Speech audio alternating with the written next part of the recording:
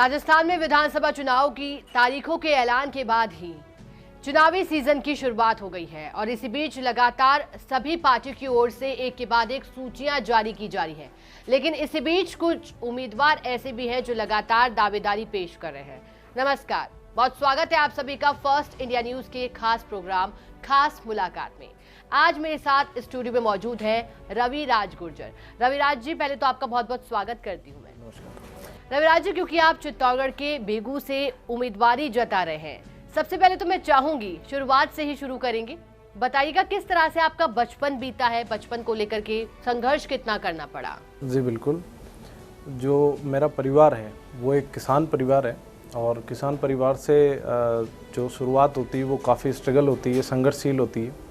वैसे पिताजी ने काफ़ी स्ट्रगल करा और स्ट्रगल करके जैसे जैसे पढ़ाई शुरुआत हुई, मेरी सरस्वती माध्यमिक विद्यालय है गांव में, एक छोटा सा स्कूल है, वहाँ से स्टार्ट हुई और मेरे जो परिजन हैं उनका भी काफ़ी अच्छा सपोर्ट रहा और शिक्षित भावना में मेरे पिताजी स्टार्टिंग से रहे और उन्होंने काफ़ी मुझे शिक्षा के बारे में काफ़ी आगे बढ़ाया। शिक्षा को लेकर के आपकी सोच रही थी, लेकिन आपके बारे में एक और जानकारी ये भी लगी कि छात्र राजनीति में भी आप काफ़ी सक्रिय रहे थे। 2016 की अगर बात करें तो राजनीति में आने का विचार आपका कैसे हुआ? जी बिल्कुल, राजनीति में 2015 में जब मैंने महाराणा प्रताप महाविद्यालय रावत भाटा में 2015 फर्स्ट ईयर में जब आया था, तब तक मेरा कोई ऐसा मानस नहीं था कि मैं राजनीति से जुड़ूं, क्योंकि मेरा परिवार उससे पहले सिर्फ मेरे पिताजी हैं वो कार्यकर्ता रहे और पार्टी के मामले में छोटे मोटे कार्य करते रहे। जुड़ाव 40 साल से कांग्रेस पार्टी से पिताजी का रहा है। लेकिन 2015 में जब कॉलेज ज्वाइन हुआ, तब उसके बाद जब राजनीतिक वहाँ से शुरुआत हुई, उनको देखा करा और स्टूडेंट्स के बारे में भी देखा कि भाई युवाओं की आवाज़ आगे पहुँचाने वाला कोई नहीं था वहाँ पे, क्योंकि वो थोड़ा बेगू विधानसभा में जो ये कॉलेज है वो थोड़े पिछड़े हैं और युवा वहाँ की आवाज़ आगे तक नहीं रख पाते हैं। तो मैंने सोचा कि राजनीतिक पर्पज़ से और छात्र संगठनों के द्वारा जुड़ के और मैं मेरी बात आगे तक पहुंचा सकूं, और तब से मैंने राजनीतिक जीवन शुरू किया। रवि जी, ये तो हुई छात्र राजनीति की बात, लेकिन अब आप सक्रिय राजनीति में आने का सपना देख रहे हैं, लेकिन इसी बीच आप दावेदारी तो जता रहे हैं। लेकिन आपके सामने बात करूं, आपकी ही पार्टी के नेता पहले से वहां से विधायक है और वो भी ऐसे नेता जिनका कद तो काफी बड़ा है। बात करें, वो सचिव भी रह चुके हैं, संसदीय सचिव विधानसभा में। तो क्या कहना चाहेंगे, आखिरकार आपने क्यों सोचा कि मुझे बेगू से उम्मीदवारी जतानी चाहिए? हमारे जो विधायक हैं राजेंद्र बिधूड़ी, उनका स्वभाव कुछ ऐसा है कि हाल ही में जो पगड़ी कांड हुआ था, वैसे कांड कई सारे हुए हैं और कार्यकर्ताओं के साथ गाली गलौच और ऐसे बहुत आम बात है उनके लिए। तो वहाँ का जो पिछड़ा वर्ग और पूरा विधानसभा जो पीछे थोड़ा अंधेरे में है, उस वजह से क्योंकि लोग आगे तक बात नहीं पहुंचा पाते और वहीं तक उनको आला कमान समझ बैठते हैं। तो उस वजह से मैंने सोचा कि इसमें सक्रिय होना चाहिए और ऐसे नेताओं की जगह कोई स्थानीय उम्मीदवार हो तो उससे काफ़ी बेहतर प्रभाव होगा। अच्छा, राजनीति की बात करें तो किससे प्रभावित हुए आप अब तक? जी बिल्कुल, राजनीति में हाल ही में तो जैसे कांग्रेस पार्टी की जो भारत जोड़ो यात्रा निकली थी, भारत जोड़ो यात्रा में जो राहुल गांधी जी के जितने भी जो रूल और नेविगेशन थे, सारी चीज़ें उनको फॉलो करा और मुझे बेटर लगा कि कांग्रेस पार्टी में मुझे रहना चाहिए और मैं राहुल गांधी जी को अपना नेतृत्व मानता हूँ। ये तो भारत जोड़ो यात्रा की हमने बात करी, लेकिन कल को मान लेते हैं कि आप दावेदारी पेश कर रहे हैं और आपको टिकट मिल जाता है और फिर उसके बाद आप जीत भी जाते हैं, क्या मुद्दे रहेंगे स्थानीय लोगों के? खासतौर पर स्थानीय लोगों के मुद्दे यही रहेंगे कि सबसे ज़्यादा जो पिछड़ा वर्ग होता है उसमें पानी और बिजली को लेके ज़्यादातर समस्या रही है बेगू विधानसभा में, क्योंकि पानी जो है बेगू विधानसभा से लिफ्ट योजना द्वारा भीलवाड़ा पहुंचाया जा रहा है। तो मेरा सिर्फ एक रीज़न यही था कि जब जिस विधानसभा से पानी दूसरे विधानसभा तक पहुंचाया जा सकता है, कि खुद की विधानसभा में पानी की योजना क्यों नहीं ला सकते। बेगू विधानसभा पिछड़े क्षेत्र और अंधकार में है, उसको शिक्षा के बारे में और रोजगार के बारे में मैं उनको आगे लाऊंगा।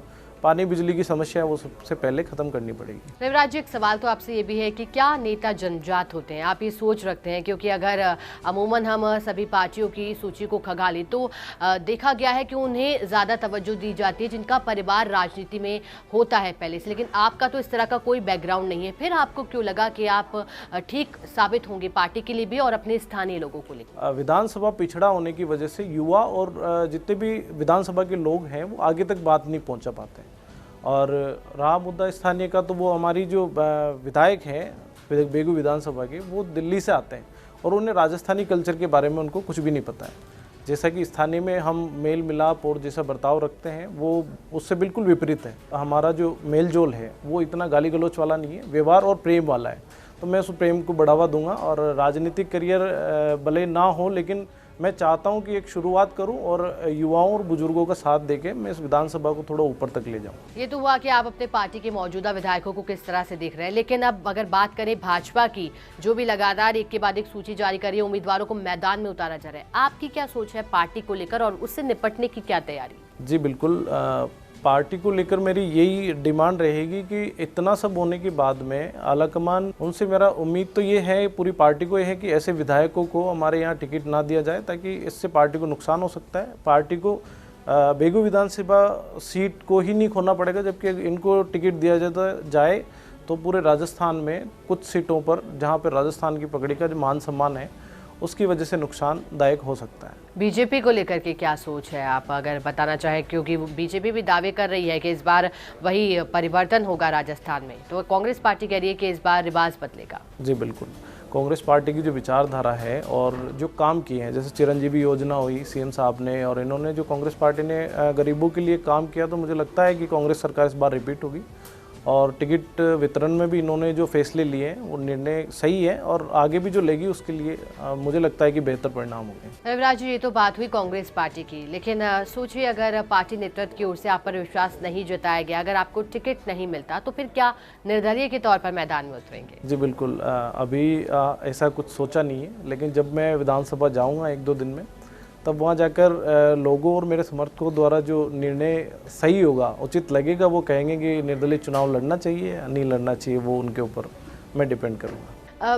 बेगू की अगर हम खास तौर पर बात करें, क्योंकि आप वहाँ से ही दावेदारी पेश कर रहे हैं, क्या प्रमुखता वहाँ के लोगों के मुद्दे रहे हैं, किस तरह की, क्योंकि आपने बताया कि आपका वहीं से हमेशा जुड़ाव रहा है, बचपन भी बीता है, क्या आज तक परेशानियाँ वहाँ लोगों को झेलनी पड़ी और आप क्या बदलाव वहाँ चाहते हैं? परेशानियाँ तो इस तरह की झेलनी पड़ी कि बेगू विधानसभा को जो ब्लैक लिस्ट कर रखा है, उसमें युवाओं और बुजुर्गों की आवाज़ को दबाया जाता है, क्योंकि जो स्थानीय मौजूदा विधायक है राजेंद्र बिधूड़ी, वो किसी के खिलाफ कोई बात भी करे तो उसके घर को नुकसान पहुंचाते हैं, उसके जो धंधे हैं उन पे नुकसान पहुंचाए जाते हैं, ताकि वो उसकी आवाज़ आगे तक नहीं रख पाए।